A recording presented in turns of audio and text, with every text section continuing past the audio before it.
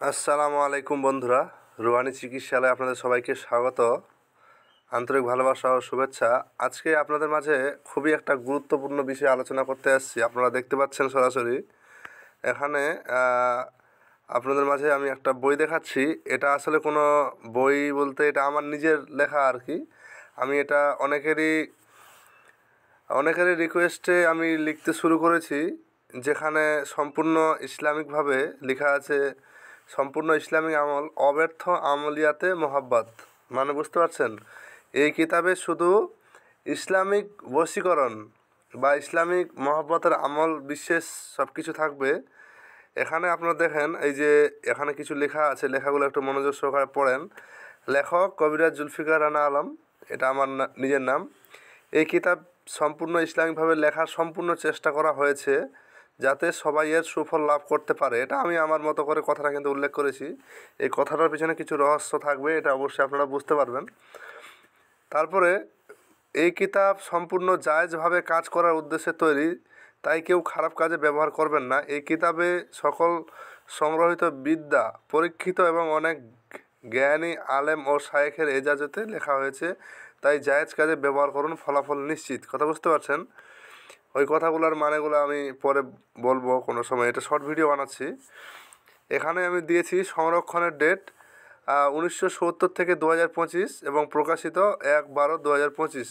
মানে এটা আমার কাছে প্রকাশ পেয়েছে, আমি এই জিনিসটাকে সমস্যা লেখা সম্পূর্ণ হলে আমি পাবলিশ করবো। মোটামুটি 60 থেকে 62 পৃষ্ঠা অবধি হয়তো আমি মানে কিতাবটা আমার হবে।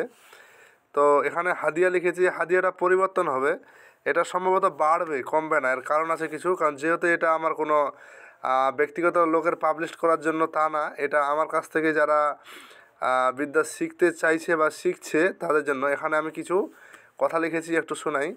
এজাজতনামা ও শর্তাবলী বাধ্যতামূলক। যেমন লেখা আছে, আমি বলে দেই আমি এখানে কি লিখে রেখেছি। আসসালামু আলাইকুম রহমতুল্লাহি ওয়া বারাকাতুহু। আমি লেখক, তারপর আমার নাম লিখেছি। আপনাদের মাঝে এই বই অব্যর্থ আমলিয়াতে মোহাব্বত বা আমার নিজের ডায়েরি আমি লিখেছি। এই কিতাব একেবারে অলৌকিক শক্তির অধিকারী, তা আপনারা পড়েই বুঝতে পারবেন। আমি অবশ্যই এখনও সম্পূর্ণ হয়নি, মাত্র 5-6 পৃষ্ঠা আমি এডিট করেছি, আপনাদের মাঝে শুধু নিয়ে আসলাম। এটা লেখা শুরু হয়েছে, এটা অতি দ্রুত আপনাদের মাঝে প্রকাশ পাবে ইনশাআল্লাহ। আপনারা সবাই অপেক্ষা থাকুন। এখানে কি লিখেছি আপনারা বুঝে নেন। আর এই বই প্রাপ্তকারী ব্যক্তি 3টি শর্তে এই বই অর্জন করতে পারবে। কথা কিন্তু বুঝেন, 3টি শর্ত কি কি? এই বই কোনো ব্যবসায়িক মানুষের কাছ থেকে নিলে বা দিলে কোনো বিদ্যা কাজে আসবে না, দেওয়া ও নেওয়া উভয় নিষেধ। একদম কড়াকড়ান্তি আমার কথা। কারণ অনেকেই আছে যে অনেক বই দেখছি যে মার্কেটে আর কি ব্যবসা করার জন্য অনেকেই নিচ্ছে। আমি সম্ভবত এই বই আমার কাছে আসবে, আমার নিয়ারেস্ট তাকে আমি সরাসরি হাতে দেবো।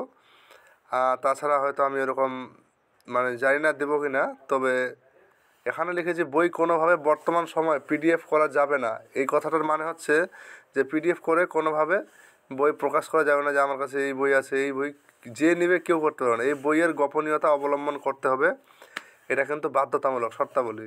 3 নম্বর শর্ত, এই বইয়ের সকল বিদ্যা মানুষের কল্যাণ কাজের জন্য ব্যবহার করতে হবে, এটা আপনাদের একান্তই প্রতিশ্রুতি নিতে হবে। যদি কারো কোনো মানে ক্ষতি সাধন হয় এই কাজের ফলে বা করেন, তাহলে আপনারা নিজেরাই পাপী হবেন, এটা আপনাদের স্বীকার করতে হবে। কথা বুঝতে পারছেন?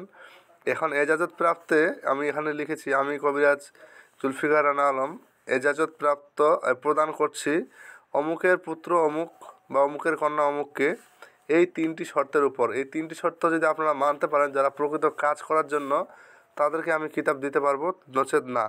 এখানে একটা সিস্টেম আপনাদের মাঝে দেখাই আমি, কারণ এটা কাউকে এজাজত দিচ্ছি না। যে দেখেন আমি এটা এডিট করতে শুরু করেছি। যেমন একটা সিস্টেম দেখাই আপনাদের মাঝে। দেখেন এখানে কী সিস্টেম লিখেছি, যেমন লেখা আছে তেমনই কাজ হবে ইনশাল্লাহ।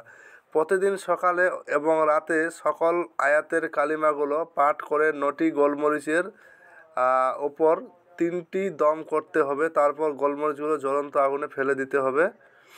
আল্লাহর রহমতে তাহলে আল্লাহর রহমতে স্বামী বা স্ত্রী বিমুখ হলে। এখন এখানে যে প্রতিদিন লিখে রেখেছি, আসলে এটা পরপর 3 দিন এটা করতে হবে, ওটা আমি সম্ভবত ঠিক করে দেবো লেখা যখন পাবলিশ করব। তথাপি স্বামী ও কী লেখা আছে এখানে, তারপর লিখেছি আমি দুইজনের একজন যদি দেশের বাইরেও থাকে তাহলে যোগাযোগ করবে এবং প্রত্যাবন মানে সে রাগকে দমন করে স্বামী। আর তথাপি যদি স্বামী স্ত্রীর উপর কোনো জাদু করা থাকে হাজিরাতের মাধ্যমে জেনে ওই জাদু কেটে তারপর তদবির ব্যবহার করলে আমল কার্যকারী হবে ইনশাল্লাহ। ওখানে আমল হয়ে গেছে, যাই হোক আমল কার্যকারী হবে ইনশাল্লাহ। তো এই হচ্ছে, এই যে দেখেন এখানে যেরকম আর একটা সিস্টেম দেখাচ্ছে আপনার মাঝে, এই যে অবাধ্য স্বামী স্ত্রী চলে গেলে তাকে ফিরিয়ে এনে বাধ্য করার এবং দুজনের মধ্যে গভীর ভালোবাসার সৃষ্টি করার ইসমে আজমের তেলসমাতি হিবরুনি তাবিজ, কথা বুঝতে পারছেন? তো যাই হোক এরকম মানে অনেক কিছু আছে, মানে কিতাবটা লেখা হবে। তো ইনশাল্লাহ আপনাদের যদি পছন্দ হয়, ভালো লাগে, আমি সবার কল্যাণ স্বার্থে এই জিনিসটা করছি। তবে আমি সবাইকে দেবো না, আমার কথা ক্লিয়ার। সরাসরি আলাপ আলোচনা এবং কি এখানে শুধু অনলি মাত্র শুধু ভালোবাসার বিষয়ে ইসলামিক আমল থাকবে, এখানে কোনো অন্য ভিন্ন কোনো আমল থাকবে না, কথা বুঝতে পারছেন? তো এই বিষয়গুলো আপনাদের বুঝে শুনে তারপর আপনারা কিতাবটা নেওয়ার ইচ্ছা আকাঙ্ক্ষা যদি জাগে আপনারা নিতে পারেন, নচেত কিন্তু কোনো সমস্যা নাই। আর এই কিতাব থেকে এখন যা যা জিনিস দেখলেন, যদি কেউ দেখে থাকেন মনে করেন যে আমি এই কাজটা করব, আপনাদের কাউকে আমি এটার বিষয়ে ইজাজত দিচ্ছি না, কারণ এটা আমি একেবারে গোপনীয়তার সহিত এই জিনিসটা কিন্তু আপনাদের মাঝে আমি প্রকাশ করলাম। তবে আমার বুঝতে পারছেন, আর এই প্রাইসটা সময়ের সাথে কিন্তু প্রয়োজনে বাড়তে পারে, আমি এই জিনিসটা বিবেচনা করব। তো ভালো থাকবেন সবাই, আল্লাহ হাফিজ, দেখা হচ্ছে আগামী কোনো ভিডিওতে। আর ভালো লাগলে অবশ্যই লাইক কমেন্ট শেয়ার সাবস্ক্রাইব করবেন। তবে বই এখনও সম্পূর্ণরূপে আমার কমপ্লিট হয়নি, আপনাদের মাঝে শুধু ডেমোটা আমি নিয়ে আসলাম, ঠিক আছে? তো ভালো থাকবেন সবাই, আল্লাহ হাফিজ, দেখা হচ্ছে আগামী কোনো ভিডিওতে।